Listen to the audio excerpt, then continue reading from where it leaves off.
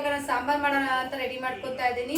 ಸಾಯಂಕಾಲ ಲಾಗ್ ಶುರು ಮಾಡ್ತೇವೆ. ಸೊ ಅಡುಗೆ ಮಾಡಬೇಕು, ಹಾಗಾಗಿ ಕಡಲೆಕಾಳು ಉದ್ದಿ ಸಾಂಬಾರು ಮಾಡ್ತಾ ಇದ್ದೀನಿ. ಯಾವ ಥರ ಮಾಡೋಣ ಅಂತ ನನ್ನ ಸ್ಟೈಲಲ್ಲಿ ತೋರಿಸ್ತೀನಿ. ಮೊದಲಿಗೆ ನಾನು ಇಲ್ಲಿ ಪ್ಲೇಟಾಗೆಲ್ಲ ಹಚ್ಚಿಟ್ಕೊಂಡಿದ್ದೀನಿ. 2 ಮೀಡಿಯಮ್ ಗಾತ್ರದ ಹುಳಿ ಟೊಮೊಟೊ 2 ತೊಗೊಂಡಿದ್ದೀನಿ. ಈರುಳ್ಳಿ ಒಂದು ಈರುಳ್ಳಿಯಲ್ಲಿ ಅರ್ಧ ಈರುಳ್ಳಿ ಹಾಕ್ಕೊಂಡಿದ್ದೀನಿ. ಬೆಳ್ಳುಳ್ಳಿ ಒಂದು 7ರಿಂದ 8, 5 ಸ್ಪೂನ್ ಆಗೋಷ್ಟು ತೆಂಗಿನಕಾಯಿ ತುರಿದು ಇಟ್ಕೊಂಡಿದ್ದೀನಿ. ಕೊತ್ತಂಬರಿ ಸೊಪ್ಪು, ಶುಂಠಿ ಪ್ಲೇಟಾಗಿಡೋದು ಮಿಸ್ ಆಗಿಬಿಟ್ಟಿದೆ, ಶುಂಠಿನೂ ಹಾಕ್ಕೊಳ್ಳಿ. ಒಂದು ಅರ್ಧ ಇಂಚಷ್ಟು ಚಕ್ಕೆ ಹಾಕ್ಕೊತಾ ಇದ್ದೀನಿ. ಒಂದು 4 ಲವಂಗ, ಒಂದು 4 ಪೆಪ್ಪರು ತುಂಬಾ ಯೂಸ್ ಮಾಡಿ ಅಡುಗೆಗಳಲ್ಲಿ, ಯಾಕಂದರೆ ನಮ್ಮ ಬಾಡಿಯಲ್ಲಿ ನೆಗೆಟಿವಿಟಿ ಇರೋದೆಲ್ಲ ಹೋಗಿ ಪಾಸಿಟಿವ್ನೆಸ್ ತುಂಬಾ ಇನ್ಕ್ರೀಸ್ ಆಗುತ್ತೆ. ನಮಗೆ ಪಾಸಿಟಿವ್ ಥಿಂಕ್ ತುಂಬಾ ಬರುತ್ತೆ, ನೆಗೆಟಿವ್ ಥಾಟ್ಸ್ ಅಷ್ಟು ಬರೋದಿಲ್ಲ. ನಾನು ಕೂಡ ಒಂದು ಇದರಲ್ಲಿ ಯೂಟ್ಯೂಬಲ್ಲೇ ನೋಡಿ ಒಂದು ಟ್ರೈ ಮಾಡಿದೆ ಹೇಗೆ ಅಂತ. ತುಂಬ ಅಂದರೆ ತುಂಬಾ ಕೆಟ್ಟ ನೆಗೆಟಿವಿಟಿ ಎಲ್ಲ ಬರ್ತಾಯಿತ್ತು. ಈಗಂತೂ ನನಗೆ ಇದೊಂದೇ ಎಲ್ಲ ತುಂಬಾ ಚೇಂಜಸ್ ಮಾಡ್ಕೊಂಡಿದ್ದೀನಿ. ಹೋಗ್ತಾ ನಿಮ್ಮೊಟ್ಟಿಗೂ ಶೇರ್ ಮಾಡ್ತೀನಿ ಏನೆಲ್ಲ ಚೇಂಜಸ್ ಮಾಡ್ಕೊಂಡಿದ್ದೀನಿ, ನಾನು ಯಾಕೆ ಇಷ್ಟು ಪಾಸಿಟಿವ್ನೆಸ್ ಆಗಿ ಥಿಂಕ್ ಮಾಡ್ತೀನಿ ಅಂತ ಕೂಡ ನಿಮಗೆ ತಿಳಿಸ್ತೀನಿ. 1/4 ಸ್ಪೂನಷ್ಟು ಧನಿಯಾ ಪುಡಿ, ಖಾರಕ್ಕೆ ತಕ್ಕಂತೆ ಖಾರ ಹಾಕ್ಕೊಂಡು ಮಿಕ್ಸಿಗೆ ಹಾಕಿ ಇಟ್ಕೊಂಡಿದ್ದೀನಿ. ನೋಡ್ಬೋದು, ನುಣ್ಣಗೆ ಪೇಸ್ಟ್ ಮಾಡಿ ಇಟ್ಕೊಂಡಿದ್ದೀನಿ. ಈಗ ಒಗ್ಗರಣೆಗೆ ಕುಕ್ಕರ್ ಇಟ್ಕೊಂಡಿದ್ದೀನಿ. ಕಾಳು ಬಂದು ಬೆಳಗ್ಗೆ ನೆನೆಸಿಟ್ಕೊಂಡಿದ್ದೆ. ನೈಟ್ ನೆನೆಸೋದು ಮಿಸ್ ಆಯಿತು, ಹಾಗಾಗಿ ಬೆಳಗ್ಗೆ ನೆನೆಸಿಟ್ಕೊಂಡೆ. ನೈಟಿಗೆ ಮಾಡೋಕ್ಕೆ ಸರಿ ಹೋಗುತ್ತೆ ಅಂದ್ಬಿಟ್ಟು ಈಗ ಒಂದು ಕುಕ್ಕರಲ್ಲಿ 1-2 ಸ್ಪೂನ್ ಎಣ್ಣೆ ಹಾಕಿ ಸಾಸಿವೆ ಎಲ್ಲ ಚಿಟಪಟ ಆದಮೇಲೆ ಕರ್ಬೇವಿನ ಸೊಪ್ಪು ಹಾಕ್ಕೊತಾ ಇದ್ದೀನಿ. ಅರ್ಧ ಈರುಳ್ಳಿ, ನಾವು ಸಾರಿಗೆ ಅರ್ಧ ಈರುಳ್ಳಿ ಹಾಕಿದ್ವಿ, ಒಗ್ಗರಣೆಗೆ ಅರ್ಧ ಈರುಳ್ಳಿ ಹಾಕ್ತಾಯಿದ್ದೀವಿ, ಸಾಕಾಗುತ್ತೆ. ನೀವಿನ್ನೂ ಕ್ವಾಂಟಿಟಿ ಜಾಸ್ತಿ ಮಾಡ್ತಿದ್ದೀರಾ ಅಂದರೆ ಸ್ವಲ್ಪ ಜಾಸ್ತಿ ಹಾಕ್ಕೋಬೋದು ಈರುಳ್ಳಿ ಎಲ್ಲ. ಸ್ವಲ್ಪ ಬ್ರೌನ್ ಆಗೋವರೆಗೂ ಫ್ರೈ ಮಾಡ್ಕೊಂಡಿದ್ದೀನಿ.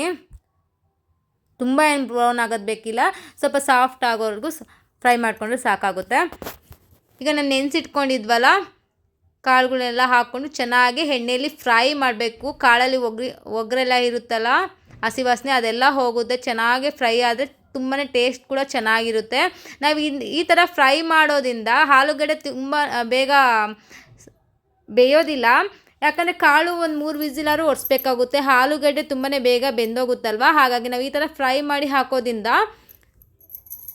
ಬೇಗ ಬೇಯೋದಿಲ್ಲ, ಕರೆಕ್ಟಾಗೇ ಇರುತ್ತೆ. ಕಾಳಿನ ಜೊತೆ ನುಣ್ಣಗೆಲ್ಲ ಆಗೋದಿಲ್ಲ ಆಲೂಗಡ್ಡೆ.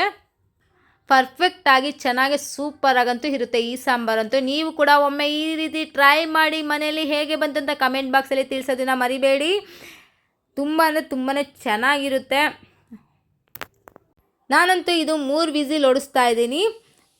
ಕರೆಕ್ಟಾಗೆ ಬೆಂದಿರುತ್ತೆ ಕಾಳು ಕೂಡ 3 ವಿಸಿಲ್ಗೆ.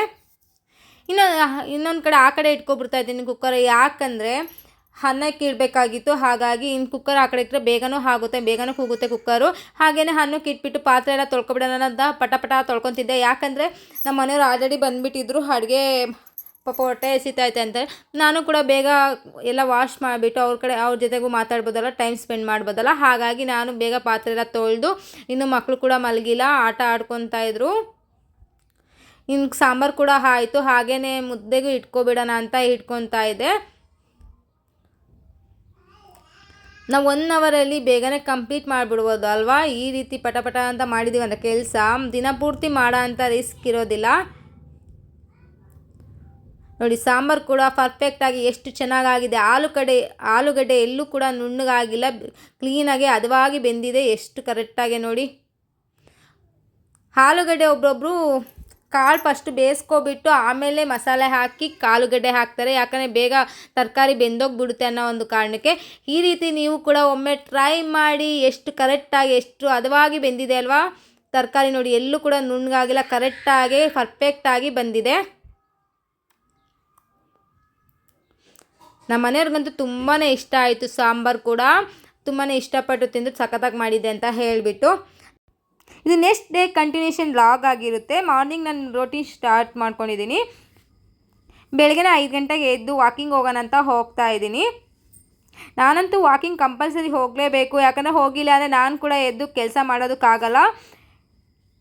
ನಾನು ಹೋಗಲೇಬೇಕು, ಅನಿವಾರ್ಯತೆ ಇದು ನನಗೆ.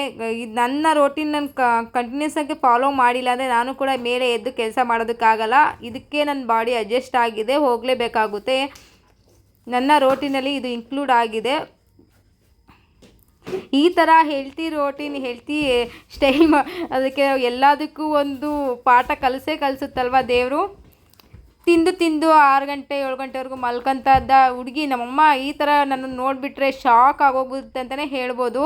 ಯಾಕಂದರೆ ನಾನು ಯಾವ ಥರ ಇದ್ದೆ ಆವಾಗ, ಇವಾಗ ಯಾವ ಥರ ಇದ್ದೀನಿ ಅಂತ ನೀವೇ ನೋಡ್ಬೋದು. ಎಷ್ಟು ಚೇಂಜಸ್ ಆಗಿದೆ ಅಂದರೆ ಎಲ್ಲ ರೀತಿಯಲ್ಲೂ ನಾವು ಪಾಠ ಕಲಿತಾ ಹೋಗ್ತಾನೆ ಇರ್ತೀವಿ. ಆಲ್ರೆಡಿ 5:20 ಆಗಿದೆ, ನೋಡಿದ್ದೀರಲ್ಲ ನೀವು. ವಾಕಿಂಗ್ ಎಲ್ಲ ಮುಗಿಸಿ ನಾನು ಕೂಡ ಇನ್ನು ಹಾಲು ತೊಗೊಬರೋಣ ಅಂತ ಹೋಗ್ತಾಯಿದ್ದೀನಿ. ನಾನು ಹಾಲು ತೊಗೊಬರೋ ಜಾಗ ಹೇಗಿದೆ ಅಂತ ನೋಡಿ, ಎಷ್ಟು ಚೆನ್ನಾಗೈತೆ ಅಂದರೆ ಈ ಫುಲ್ಲು ಇವಾಗ ಹಳ್ಳಿ ಸೈಡ್ ಇರುತ್ತಲ್ಲ ವಾತಾವರಣ, ಆ ಥರ ಇದೆ ಕಂಪ್ಲೀಟಾಗಿ. ಇಲ್ಲಿ ಬೆಳೆ ಕೂಡ ಹಾಕಿದ್ದಾರೆ, ಹೂವು ಹಾಕಿದ್ದಾರೆ. ಇವಾಗ ಟೊಮೊಟೊ ಹೂವು ಸೀಸನ್ ಮೇಲೆ ಹಾಕ್ತಾ ಇರ್ತಾರೆ. ತುಂಬ ಅಂದರೆ ತುಂಬ ಚೆನ್ನಾಗಿ ಆಗ್ತಿದೆ. ನಾವು ಇಷ್ಟು ವರ್ಷ ಆಯಿತು ಬಂದು ಇಲ್ಲಿಗೆ, ಒಂದು ಸರಿನೂ ಖಾಲಿ ಬಿಟ್ಟಿದ್ದು ನೋಡೇ ಇಲ್ಲ. ಯಾವಾಗೂ ಬೆಳೆ ಹಾಕೇ ಇರ್ತಾರೆ, ಏನಾನ ಒಂದು ಸಾಮಾನಿಗೆ ಹೂವು ಎಲ್ಲ ಹಾಕಿದ್ದು. ನಾನು ಕೂಡ ಮೇಲ್ಗಡೆ ಬಂದು ಇನ್ನು ಫಸ್ಟ್ ಫ್ಲೋರಲ್ಲಿ ಹಾಲು ಹಾಕಿಸ್ಕೊಳ್ಳೋದು. ಇವ್ರು ಬಂದು ಓನರ್ ಆಗಿರ್ತಾರೆ. ಇವ್ರ ಬಿಲ್ಡಿಂಗಲ್ಲೇ ನಾನು 6 ವರ್ಷದಿಂದ ಕಂಟಿನ್ಯೂಸ್ ಆಗಿ ಹಾಲು ತೊಗೊತಾನೆ ಇದ್ದೀನಿ. ನನ್ನ ಬಾಡಿಗೆ, ನನ್ನ ಡಿಸ್ಟೆನ್ಸ್ಗೆ ತುಂಬಾ ಸೆಟ್ ಆಗಿದೆ. ವಾಕ್ ಕೂಡ ಇನ್ನೂ ಜಾಸ್ತಿ ಆಗುತ್ತೆ. ನಾವು ಸಣ್ಣ ಇದ್ದರೂ ದಪ್ಪ ಇದ್ದರೂ ವಾಕಿಂಗ್ ಮಾತ್ರ ಮೋಸ್ಟ್ ಇಂಪಾರ್ಟೆಂಟ್ ನಮ್ಮ ಬಾಡಿಗೆ ಅಂತಲೇ ಹೇಳ್ಬೋದು. ಹೆಲ್ತ್ ಅಪ್ಸೆಟ್ ಇದ್ದರೂ ಇಲ್ಲ ಅಂದರೂ ನಮ್ಮ ಬಾಡಿಗೆ ಮಿನಿಮಮ್ ಅಂದರೂ ಒಂದು 3 ರಿಂದ 5 ಕಿಲೋಮೀಟ್ರ್ ನಡಿಲೇಬೇಕಾಗುತ್ತೆ, ಸಣ್ಣ ಇದ್ದರೂ ದಪ್ಪ ಇದ್ದರೂ. ಯಾಕಂದರೆ ಬಾಡಿ ಕೂಡ ಆ್ಯಕ್ಟಿವ್ ಆಗಿ ಇರುತ್ತೆ. ಯಾವುದೇ ರೀತಿ ಥೈರಾಯ್ಡು, ಹೆಣ್ಮಕ್ಳಿಗೆ PCOD ಎಲ್ಲ ಬರ್ತಾ ಇರುತ್ತಲ್ಲ, ಅದೆಲ್ಲ ಕೂಡ ತಡೆಗಟ್ಟಕ್ಕೆ ತುಂಬಾ ಹೆಲ್ಪ್ಫುಲ್ ಆಗುತ್ತೆ. ವಾಕಿಂಗು, ಎಕ್ಸಸೈಸ್ ಮೋಸ್ಟ್ ಇಂಪಾರ್ಟೆಂಟ್ ಹೆಲ್ತಿಗೆ ಆಗಿರುತ್ತೆ. ಎಷ್ಟೋ ಜನ ಸಣ್ಣ ಇದ್ದೀವಿ ವಾಕ್ ಏನಕ್ಕೆ ಅಂತ ಅಂದ್ಕೊತಾರೆ. ಖಂಡಿತವಾಗಿ ಬಾಡಿಗೆ ತುಂಬಾ ಇಂಪಾರ್ಟೆಂಟ್ ಆಗಿರುತ್ತೆ ವಾಕು. ಈ ಡೆಲಿವರಿ ಆದಮೇಲೆ ತುಂಬಾ ಹೊಟ್ಟೆ ಬೊಜ್ಜು ಎಲ್ಲ ಇರುತ್ತಲ್ವ, ಅವರು ಕೂಡ ಎಕ್ಸಸೈಸು, ಯೋಗ, ಮೆಡಿಟೇಷನು, ಹೆಡ್ಡೇಕೆಲ್ಲ ತುಂಬಾ ಬರ್ತಾ ಇರುತ್ತೆ. ಆ್ಯಕ್ಟಿವ್ ಆಗಿ ಈ ಥರ ಇದ್ದರೆ ಖಂಡಿತವಾಗಿ ಎಲ್ಲ ಕೂಡ ಕಮ್ಮಿ ಆಗುತ್ತೆ. ಮಕ್ಕಳು ಜೊತೆ ಕೂಡ ತುಂಬಾ ಟೈಮ್ ಸ್ಪೆಂಡ್ ಮಾಡ್ಬೋದು. ಬ್ಲಡ್ ಸರ್ಕ್ಯುಲೇಷನ್ ಪ್ರಾಪರಾಗಿ ನಮಗೆ ಆಗೋದ್ರಿಂದ ನಮಗೆ ಹೆಲ್ತ್ ಕೂಡ ಅಷ್ಟು ಚೆನ್ನಾಗಿರುತ್ತೆ. ಯಾವುದೇ ರೀತಿ PCOD, ಥೈರಾಯ್ಡು ಅವೆಲ್ಲ ಬರೋ ಚಾನ್ಸಸ್ ತುಂಬಾ ಕಮ್ಮಿ ಇರುತ್ತೆ ಅಂತಲೇ ಹೇಳ್ಬೋದು, ಈ ಥರ healthy active ಮಾಡ್ಕೊಳೋದ್ರಿಂದ.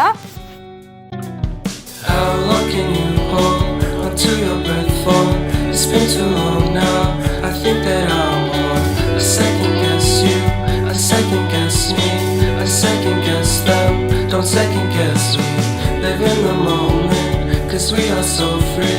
And in this moment, life is like a dream. Live in the moment, cause we are so free. And in this moment, life is like a dream. So come a little closer, but don't hold your breath.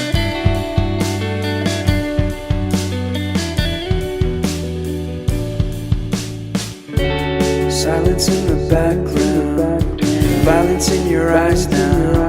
Remember that time you gave your heart to me. Remember that time when life was like a dream. You know what I know. You know what I know.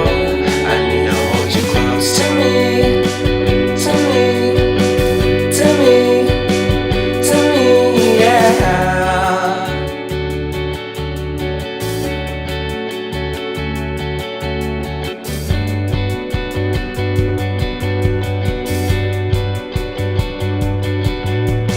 Life is a game that we play.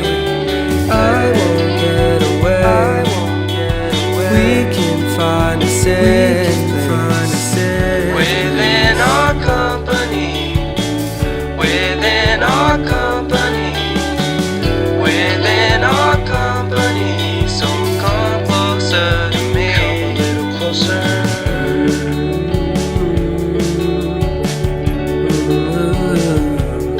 Next ಬೆಳಗ್ಗೆನೇ ನಾನು 5:15ಗೆ ನಾನು ಬಟ್ಟೆ ಎಲ್ಲ washing ಮಿಷಿನ್ಗೆ ಹಾಕಿ walking ಹೋಗಿ ಬಟ್ಟೆ ಎಲ್ಲ ತೆಗೆದ್ಬಿಟ್ಟು ಇನ್ನೇನು ಹಾಲು ತೊಗೊಬಂದಿದ್ನಲ್ಲ ಅದು ಕೂಡ ಕಾಯ್ಸಕ್ಕೆ ಇಟ್ಬಿಡೋಣ ಅಂತ ಇಡ್ತಾ ಇದ್ದೆ. ನಾವು ಫ್ರೆಶ್ ಹಾಲು ತೊಗೊಬಂದಿರ್ತೀವಲ್ಲ, ಹಾಗಾಗಿ ಕರಿಬೇಕಾದ್ರೆ ಏನನ್ನ ಬಿದ್ದಿರುತ್ತೆ ಬೈ ಚಾನ್ಸ್ ಆಗಿ ಅಂತ ಹೇಳಿಬಿಟ್ಟು ಈ ಥರ ಸೋದಿಸ್ಕೊತಾ ಇರ್ತೀನಿ. ಇದಂತೂ ನಾನು 6 ವರ್ಷದಿಂದನೂ ಫಾಲೋ ಮಾಡ್ತೀನಿ. ಏನೇನೋ ಇರ್ವೇನೋ ಗಲೀಜೋ ಏನಾನ ಬೈ ಚಾನ್ಸ್ ಆಗಿ ಬಿದ್ದಿರುತ್ತಲ್ಲ ಕರಿಬೇಕಾದ್ರೆ ಗಾಳಿಗೆ, ಹಾಗಾಗಿ ಈ ನೈಟ್ ಸಾಂಬಾರಿತ್ತು ಅಂತ ಕಾಯಿಸಿ ಇಟ್ಕೊತಾ ಇದ್ದೀನಿ ಸೈಡ್ಗೆ. ಇದು ನಾನು ಅವತ್ತು ಪೌಡರ್ ಮಾಡಿಟ್ಟಿದ್ನಲ್ಲ ಮೆಂತೆ ಕಾಳು ಮತ್ತು ಅಗಸೆ ಬೀಜ ಸೋಂಪು ಅದು ಕೂಡ ನಮ್ಮ ಮನೆಯವ್ರಿಗೆ ಬೇಯಿಸ್ಬಿಟ್ಟು, ಇವಾಗ ಮೆಂತೆ ಕಾಳು ಕಹಿ ಇದೆ ಅಂತ ಎಷ್ಟೋ ಜನ ಕುಡಿಯೋದು ಇಲ್ಲ, ತಿನ್ನೋದು ಇಲ್ಲ. ಇದು ಕುದಿಸಿ ನಾವು ಪೌಡರ್ ಮಾಡಿರ್ತೀವಲ್ಲ, ಕುದಿಸಿ ಕುಡಿಯೋದ್ರಿಂದ ಕಹಿ ಅಂಶ ಒಂದು ಸ್ವಲ್ಪನೂ ಇರೋದಿಲ್ಲ. ಇದು ನಮ್ಮ ಮನೆಯವ್ರು ಕೊಟ್ಟ ಮೇಲೆ ನನಗೂ ಕೂಡ ಗೊತ್ತಾಗಿದ್ದು ಕಹಿ ಇರೋದಿಲ್ಲ ಅಂತ. ನಾನು ಯಾವ ಥರ ಮಾಡ್ತಿದ್ದೆ ಅಂದರೆ ಕುಡಿಯೋದು ನೈಟ್ ನೆನೆಸ್ಬಿಟ್ಟು ಬೆಳಗ್ಗೆ ಎಂಟಿ ಸ್ಟಮಕದಲ್ಲಿ ಕುಡಿತಾ ಇದ್ದೆ. ತುಂಬಾ ಕಹಿ ಇರೋದು ಆದರೂ ಆರೋಗ್ಯಕ್ಕೆ ಒಳ್ಳೆಯದಲ್ಲ ಅಂತ ಕುಡಿತಾ ಇದ್ದೆ. ನಾನು ಇವತ್ತಿನ ಲಾಗ್ ಇಲ್ಲಿಗೆ ಸ್ಟಾಪ್ ಮಾಡ್ತಾ ಇದ್ದೀನಿ. ಬಾಯ್ ಬಾಯ್.